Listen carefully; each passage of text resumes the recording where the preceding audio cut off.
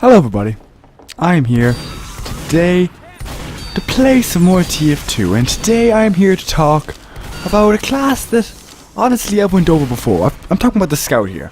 Now the Scout, I've done a video about him before, which was the beginner's video, starting off when you first jump into the game and you see my video. That was a help. That was me trying to help people who were just getting in from the get-go, trying to find out how the hell a Scout works.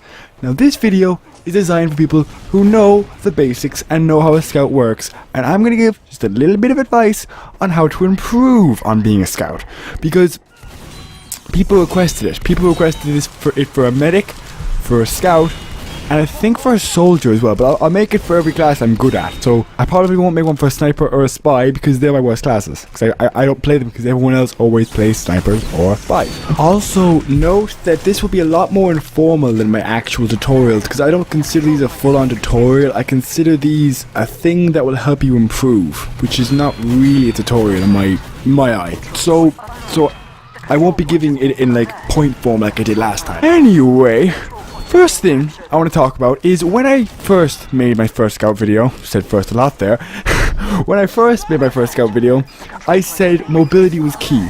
Now, to elaborate a bit on that, the Scout is a culmination of a lot of different maneuvers. Now, every different class requires different maneuvers. For example, a demo man, you should spend minimal time on the floor. Demo man, the primary idea is stay on objects and things on walls and stuff rather than on the floor. Minimal, because let's face it, they're going to bring out their stickies and kill you. Get up in the demo's face, because a lot of demos, even better demos, panic when you're in their face. They'll probably pull out their tubes, shoot you, cause massive damage to themselves, and mightn't even kill you. And you could just do a meat shot even before that and kill them away before that.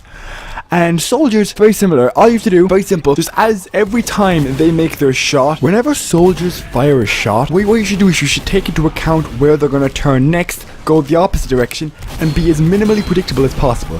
Soldiers will expect you to run into their face, so they'll shoot the floor in front of you, or they'll just shoot you direct if they're good.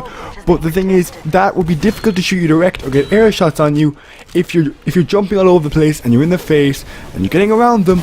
It's impossible even for better players to do that. Now heavies, I said in the original one that heavies can be difficult to face. Not if you know how to use Scout well enough. There's a few very basic maneuvers for facing heavies that almost always work. One of them is getting 2 meat shots while they're not looking at you, jumping away from them, jumping towards them again, getting a 3rd meat shot, which almost always guarantees the kill. And they never see it coming, because heavies tend to not be better players. For better heavies, it's easy. All you have to do is get 2 meat shots. The first meat shot's never hard because they never see you coming. The second meat shot is a little bit harder because they're turning around for you. And for the 3rd meat shot, all you have to do is jump over them, because they're not fast enough to do a 180 straight up, and the 3rd meat shot when you're over them will kill them immediately, just like the other 2. Now, the thing with being better at Scout is there's a balance between getting meat shots and moving quickly.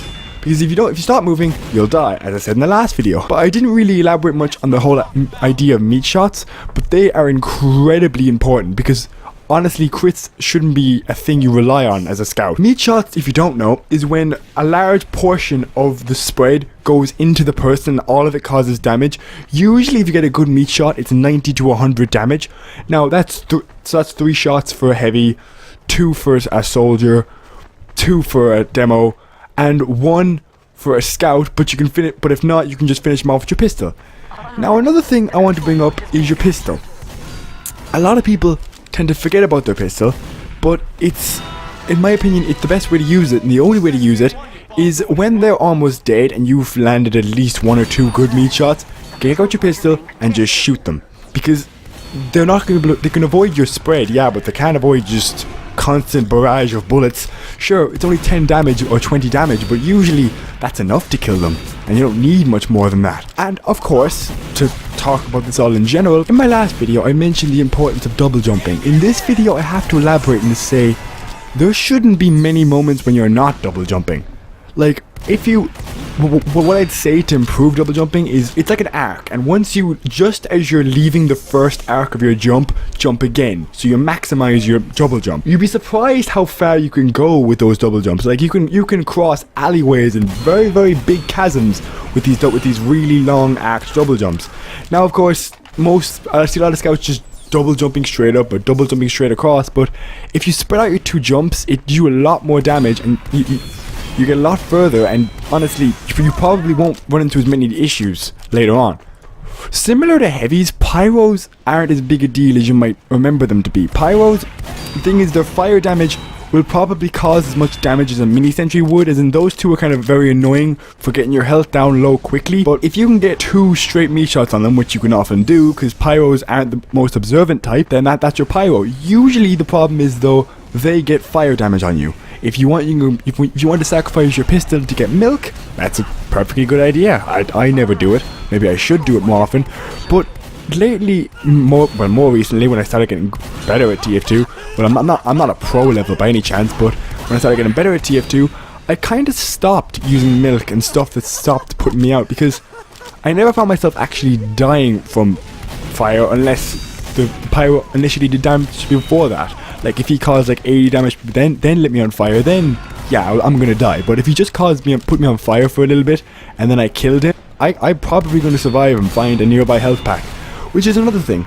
Keep an open eye for health packs, because I know it seems kind of basic, but you know your map. Like, know the map you're in, and just keep in mind which ones are the big med packs, which ones are the small med pack. Now, in light of engineers, of course, a lot of people think engineers are difficult to face. You can't beat a sentry, but you can beat an engineer. What I'd say about that is, wait till an engineer is dumb enough to leave the spot, which they usually are if they're on a medal with no dispensers, or if they have a dispenser and they just want to spy check, get a meat shot on them as they're jumping out, and usually some other class will be there to kill them. Or you could do what I do sometimes, is I edge out just a little bit and just shoot right in the edge, because that counts. It still counts as a proper shot if you do that onto a sentry, and that tends to work a lot. Anyway, I'm gonna finish this off by just telling you that know when to double jump and know when not to double jump. Now that sounds kind of stupid, but what I mean by that is, demos, you should never ever double jump. You should just try and get as close to them as possible without having to double jump in the far away from them. The further away you are from them and the higher you double jump, the less it matters, because sticky bombs have a huge goddamn range, and you're screwed if you're in the range of one. Soldiers do the exact opposite. You should double jump and stay as high and unpredictable as possible. Heavies, yes, you should double jump and try and get around them. And other scouts should not be a problem, unless if they're as mobile as you are. All you have to do is, what I do is I get to the left of them, because well, it depends what side you're good at. It depends if I get to the left of them, because they never see that coming. They always try to go backwards, and you can just get one straight meat shot, which usually kills the scout. Anyway, that's it. All I was trying to say in that was, for improvement, is that all you have to do is get meat shots and stay as mobile as possible with certain maneuvers on certain classes.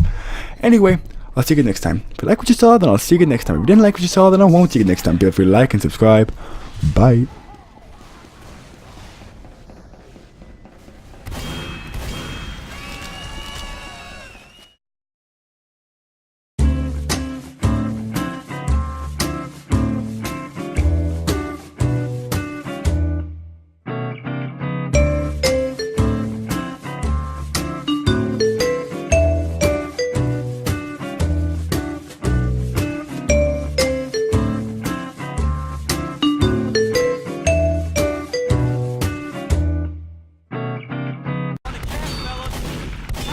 Talking about.